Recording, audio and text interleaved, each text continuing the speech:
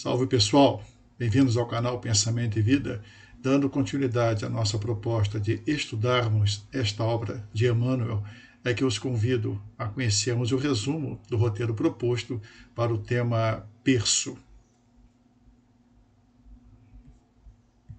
O objetivo que estabelecemos é de identificar a justiça, a misericórdia e sabedoria divinas nas reencarnações. A primeira pergunta, como vimos na prévia, por que nos é necessário nascer várias vezes? E a resposta sugerida, porque uma única existência carnal não é bastante para chegarmos à perfeição para a qual estamos destinados. Aqueles que já atingiram ou dela já se encontram mais próximos, não raramente retornam ao mundo para de bem perto ajudar-nos a alcançá-la. Nós temos aqui uma passagem de Jesus no Evangelho de João, em que ele nos diz que ninguém pode ver o reino de Deus se não nascer de novo. Essa passagem, inclusive, ela é repetida de diferentes modos ao longo do Evangelho de Jesus, no caso, mediante outros, não apenas João, mas outros também evangelizadores, que eles deixaram essa proposta muito clara.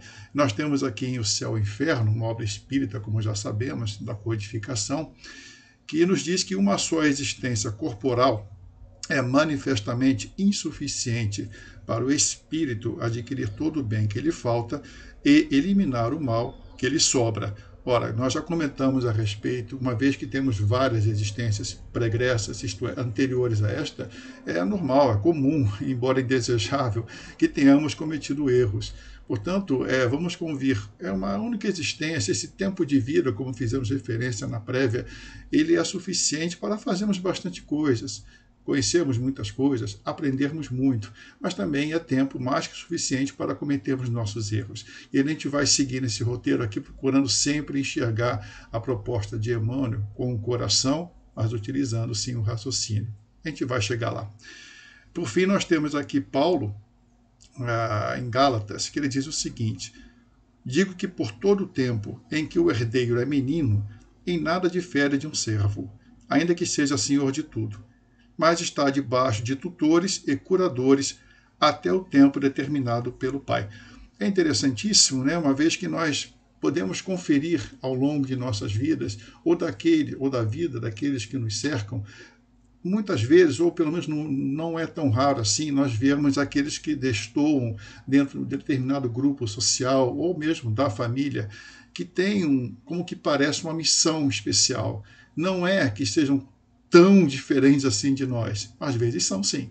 Né? Mas no caso nós vemos que aqueles que estão ali diferem, mas que têm um papel intrínseco do qual procuram se encarregar com todo carinho, com todo zelo. Então é esse ponto aqui que Emmanuel faz referência no capítulo 11, no berço, em que ele diz que temos que sim que reparar nossos erros, viver a vida, aprender durante a vida, mas acertar também. O convite é esse. Agora, existem aqueles que não conseguiram ainda, que não conseguiram se desvencilhar das mazelas, dos problemas que eles próprios adquiriram para si e, portanto, têm essa ajuda mais aproximada, porque lhes é necessária.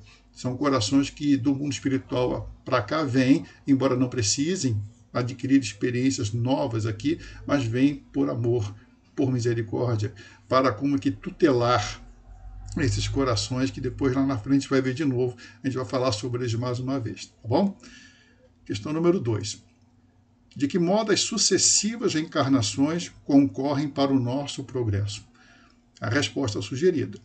À exceção das encarnações voltadas ao reajustamento daqueles que obstinadamente têm se recusado a atender aos ditames que integram a lei, toda experiência na carne tem como objetivo o progresso. Não é, portanto, podemos adiantar apenas um resgate, apenas pagar as dívidas. Não se trata apenas de expiação. A vida, portanto, tem um objetivo muito maior do que esse, como nós vamos perceber ao longo desse roteiro e já temos percebido no nosso dia a dia, né? O aprendizado acumulado em existências passadas e na erraticidade, isto é, no período entre o desencarne e uma próxima encarnação, proporciona ao reencarnante condições cada vez melhores de desincumbir-se dos compromissos que lhes são inerentes e concorrem para a sublimação do espírito. Quer dizer, na erraticidade nós também aprendemos, porém a vida no mundo, a vida na carne é essencial, porque não fosse assim, as tentações que na carne somos mais, vamos dizer assim, suscetíveis, elas não aconteceriam. O nosso progresso dessa forma seria muito mais lento. Então, por força da misericórdia e sabedoria de Deus, é que nós temos oportunidades repetidas de retornar à carne, de novo, para corrigirmos nossos erros, mas especialmente para aprendermos aquilo de que necessitamos, para vivermos aquilo que nos é essencial. Nada mais justo e conveniente, portanto, que o retorno à matéria se dê em contextos repetitivos ou variados. Quer dizer, repetitivos porque se eu preciso daquele contexto para corrigir meu erro, ele tem que acontecer. Variados porque eu preciso de novas experiências, aprimorá-las, se for o caso. Aquelas que eu já tive podem até ser as mesmas, repetidas, mas numa gravidade um pouco maior, que me forneça condições de maiores experiências antes, então, não vividas, portanto, aprendizados ainda não adquiridos.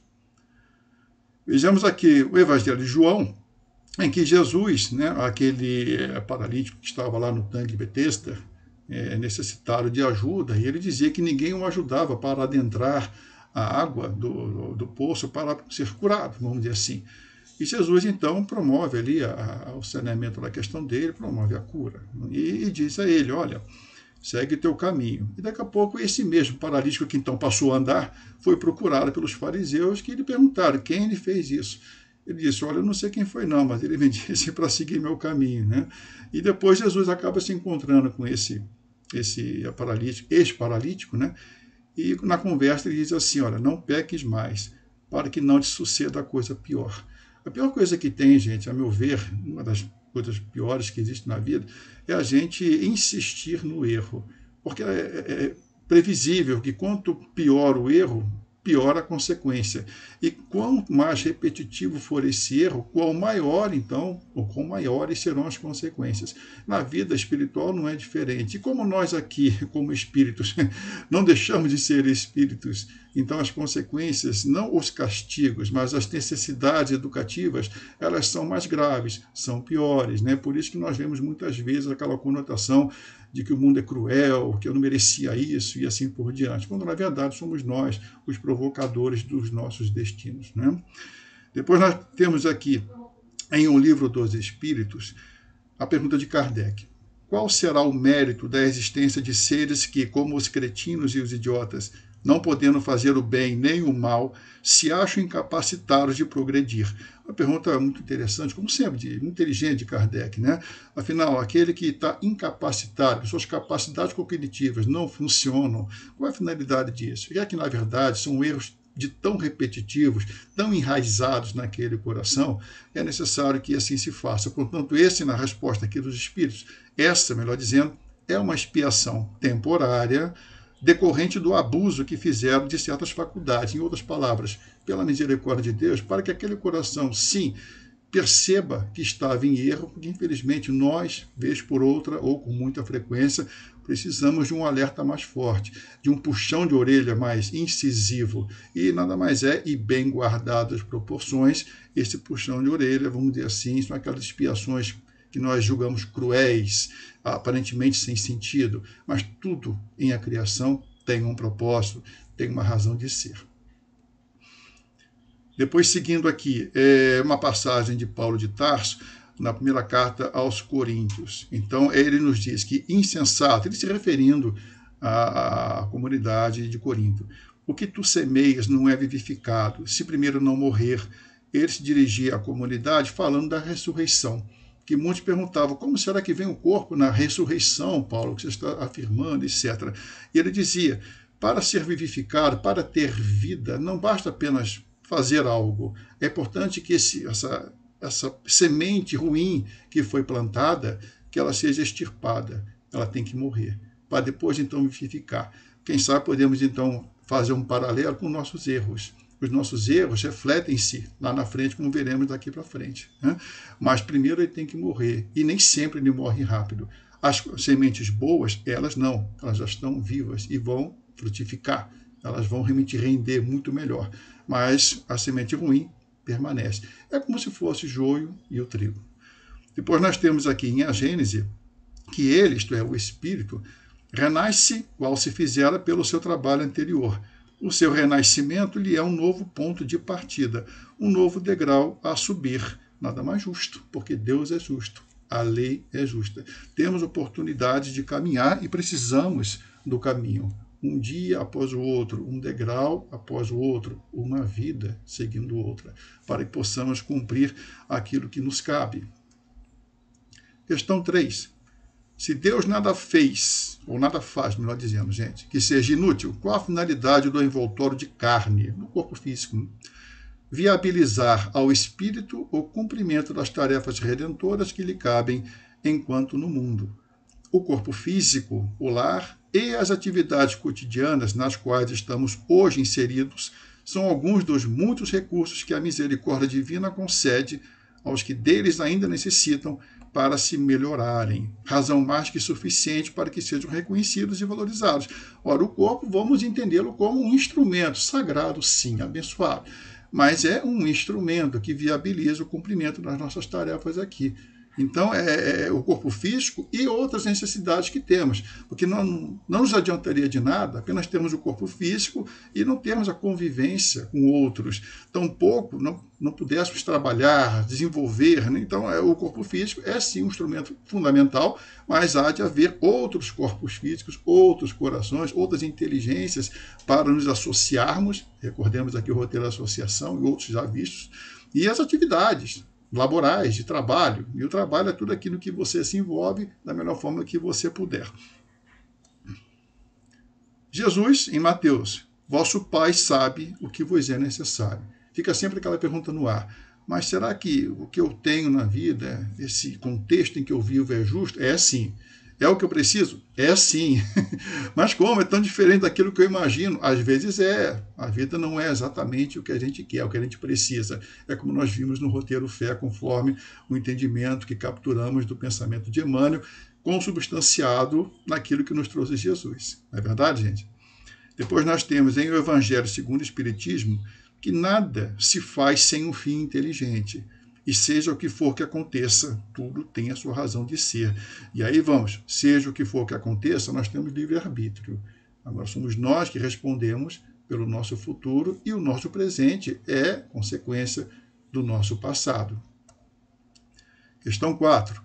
A relação entre a aparência física e o grau de elevação do espírito, resposta proposta por nós aqui. A ciência terrestre continua em busca de evidências que possam prover respostas definitivas a muitas perguntas. É inegável a influência dos fatores hereditários na constituição do vaso carnal.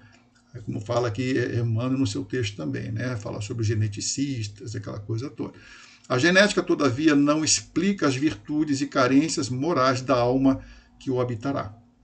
Esta sim, isto é, a alma, será tão mais bela quanto maior for o esforço que vier a fazer para elevar-se. Nós temos aqui Paulo de Tarso, primeira carta aos Coríntios, novamente, continuidade da questão número 2, tá? Que ele falava lá que para vivificar tem que morrer. Né? O que você vivifica, primeiro tem que morrer. Vamos entender melhor o que ele quis dizer aqui, gente. E quando semeais, ou semeias, melhor dizendo, não semeias o corpo que há de nascer. Não somos nós que aqui nos autoconcedemos o corpo. É a bondade de Deus. Não semeias o corpo que há de nascer, mas o simples grão, como de trigo, ou o de outra qualquer semente. Mas é Deus quem lhe dá um corpo como lhe aprouve, conforme a vontade dele, porque ele sabe o que precisamos. E a cada uma das sementes um corpo próprio. Toda semente que nós plantamos, como nós vimos, elas vão germinar, sejam boas ou não. E a partir da germinação, nós vamos ter que cuidar dessas sementes. A semente que não é boa, ela tem que morrer. A semente que é boa tem que frutificar, tem que crescer. Daí porque quem semeia somos nós, mas não é o futuro corpo que estamos semeando. É justamente essa semente, que a partir dessa semente será um corpo relativo ao que essa semente precisa, ou para, dizer assim, morrer, foi o termo usado, e sempre aqui figurativamente, né? Ou então para que ela possa germinar com todas as condições à sua volta e dá os frutos. Vamos lá, vamos entender um pouquinho melhor aqui o Livro dos Espíritos. Sob um envoltório corporal da mais humilde aparência, se pode deparar a expressão da grandeza e da dignidade. Da mesma forma, nessa mesma questão de número 217, nós temos que os Espíritos nos dizem, é fácil comprovar no dia a dia, aquelas pessoas que têm uma aparência física lindíssima, né, não necessariamente são pessoas com o coração em dia. Então, nós notamos isso que muitas vezes nos enganamos, as aparências enganam, como diz aqui o jargão popular. O que importa realmente é o que está no coração. E daí porque vem Jesus nos dizer, sempre com sabedoria, a candeia do corpo são os olhos, aquilo que ilumina realmente são os olhos, e não apenas o estereótipo, aquela beleza aparente que nós vemos, que muitas vezes meio que nos decepcionamos com ela. Né? Questão 5. A formação do veículo somático do corpo está subordinada unicamente às particularidades do futuro reencarnante. Quer dizer, se o Paulo disse que somos nós que semeamos e Deus provê o corpo, será que somos apenas nós que coordenamos ou que subordinamos o nosso futuro corpo? Vamos ver aqui o que nos diz o Emmanuel, já que os meandros da hereditariedade psíquica, ele fala já num termo mais complexo, né, gente?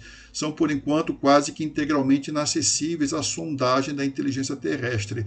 Portanto, não vamos nós aqui nos atrevermos, até porque não temos a condição de adentrarmos nessa questão da hereditariedade psíquica. Mas vamos entender, ou tentar entender, até onde nos é possível, né?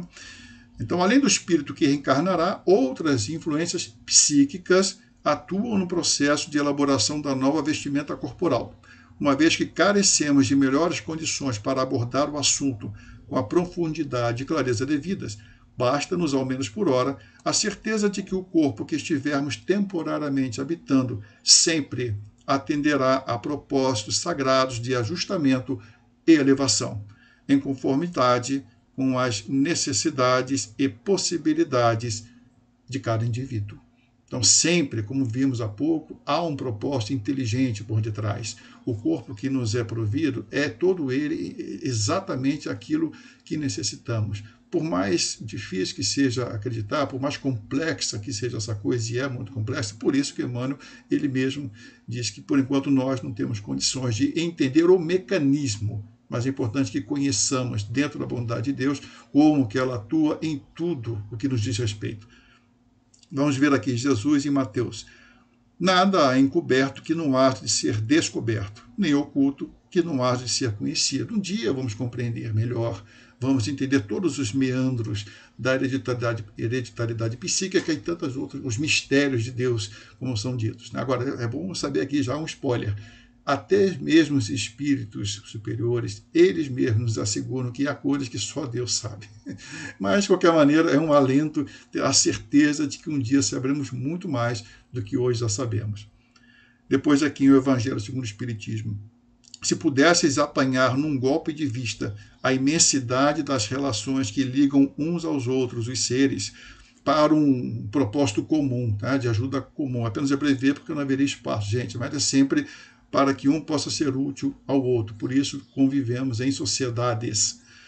Admiraríeis muito mais a sabedoria e a bondade do Criador, que vos concede reviver para chegardes a Ele. Então, essa imensidade das relações nada mais é do que as vidas pregressas. Então, para que nós tenhamos essa influência psíquica, eu fiz aqui uma boa reflexão, imagino boa pelo menos, no seguinte sentido: uma família. Você tem na família aquelas pessoas que destoam, um que destoa muito, para cima ou para baixo, bem ou pior. Mas é importante que, se aquele coração ali está, aquele coração tem um propósito, seja de aprender, seja de ensinar, seja de compartilhar para poder ele melhorar-se ainda mais, seja simplesmente para se arrepender. Então, essa influência psíquica, porque nós, como tivemos muitas existências, nós temos influências problemas que já resolvemos, e vamos conviver com outros que ainda têm os mesmos problemas. Então, se já tivemos a experiência, essa influência psíquica, ela existe em nós. Então, ela pode sim, por que não, de alguma forma, influenciar psiquicamente na hereditariedade, surgir nesse corpo ali, claro que num modo positivo, para poder ser útil. Então é essa analogia que eu consegui, dentro do possível, fazer, mas sempre lembrando, gente, aqui realmente para nós compreendermos isso ainda é muito complexo. O importante é a certeza de que Deus sempre sabe o que faz e faz o melhor para nós. Questão 6. Os cuidados dispensados ao planejamento do corpo servem como garantia de um aproveitamento da nova oportunidade que está sendo oferecida àquele que ocupará? Então, todo esse cuidado com o planejamento, das características, quem vai viver com quem e tal, vem a resposta, né? Não, porque porquanto isso dependerá do bom ou mau uso que dela fizer, livre-arbítrio. Toda a volta ao plano material é um importante e delicado acontecimento para o espírito, em se considerando os desafios que terá de enfrentar para sair vitorioso da empreitada. Reconforta-nos e estimula, contudo, saber que Deus não nos confiaria tarefas que não conseguiríamos cumprir, e nem provas que não pudéssemos suportar. Senão seria Deus. Aqui, Jesus e Mateus. O espírito, na verdade, está pronto, mas a carne é fraca. Nós já vimos isso aqui, certo, gente? Ocorre que atribuir à carne a responsabilidade pelas nossas falhas, não. Como nós dissemos há pouco, quando na carne as tentações são maiores, e tentações não são de fora necessariamente, principalmente as de dentro. Então, não é a carne que se responsabiliza pelos nossos atos, e sim nossa inteligência. Em outras palavras, o espírito, nossa intimidade, o nosso coração, que gera o pensamento, que gera as atitudes, e assim por diante. Depois nós temos que o céu e o inferno. A carne só é fraca porque o espírito, com E maiúsculo, é fraco. O que inverte a questão, deixando aquele, isto é, o espírito, com E maiúsculo, ao indivíduo, a responsabilidade de todos os seus atos. A carne destituída de pensamento e vontade não pode prevalecer jamais sobre o espírito. Faz sentido. Questão 6 ainda, Jesus, em Mateus. Não vos inquieteis, pois, dizendo, que comeremos, ou que beberemos, ou de que nos vestiremos, como fazem os pagãos, que andam à procura de todas essas coisas, porque vosso Pai, como nós já sabemos, sabe que tendes necessidade delas. Mas essa tentação aqui está demais, por que toda hora vem? É porque é aquela, como disse-nos Emmanuel, na leitura complementar, que encerrou o capítulo Entendimento, é só vocês darem uma olhadinha lá, né? Essas leituras complementares, aliás, poxa, realmente a mim tem ajudado bastante, né? Ele diz realmente, por que cada coisinha dessas aí, né? Porque são aquelas que nós não conseguimos ainda superar, as lições que ainda não aprendemos, por isso que elas vêm, para que nós nos exercitemos. Depois nós temos aqui o Livro dos Espíritos, não fora possível que Deus criasse para o homem a necessidade de viver sem lhe dar os meios de consegui-lo, porque é um Deus sábio, justo também. Né? Questão 7. Qual o limite da cooperação dos que, de forma abnegada, daqueles que vêm do mundo espiritual, especificamente para atender a determinado coração que aqui está? Vêm ao mundo especificamente para auxiliar os seus afetos do coração, que ao longo de diversas encarnações ainda não conseguiram encontrar o rumo para o seu erguimento, para se recuperarem, para avançarem. Sabemos que em instante algum estamos desamparados. Também é exato que, nada obstante o desvelado amor que os caracteriza e move em suas tarefas de renúncia e sacrifício no mundo, os abnegados corações do mais alto não podem se responsabilizar pelos insistentes enganos de seus tutelados, razão pela qual se limitam a auxiliá-los na escolha do caminho a ser seguido. São infinitas a misericórdia e a paciência do Pai para com seus filhos. Importa, no entanto, que essa ajuda não seja vista como uma tábua de salvação a isentá-los dos deveres que lhes são próprios. Cada um faz a sua parte. Por isso que Jesus aqui em Mateus vem nos dizer: ai do mundo por causa dos escândalos, das quedas. É necessário que haja escândalos para que nós possamos corrigir nossos erros e aprender com os erros dos outros, né? É da lei, é por aí. E arrependendo-nos dos nossos erros, no mínimo, vamos repensar aquela atitude para não cometê-la novamente. E um dia teremos condições de ajudar a outros que não cometam os mesmos erros. A ideia é essa sempre, sempre progressiva. Mas ai do homem pelo qual o escândalo vem. A responsabilização é individual, como nós vimos também, não é, gente? Conclusão. A reencarnação atesta a excelsitude do Criador em tudo que faz. Nascendo, vivendo e renascendo na carne, colhe a criatura os frutos das sementes que plantou no passado, enquanto que no presente continuam a ser-lhe oportunizados os meios e as circunstâncias mais favoráveis a que, por seus próprios méritos, possa ser verdadeiramente feliz no futuro. Aqui a caminhada, com vistas a um futuro feliz, gente. Vou deixar com vocês aqui, mais uma vez, Emmanuel. O título é Degraus da Vida, para concluirmos o nosso roteiro do capítulo 11, berço. Fiquem com Deus.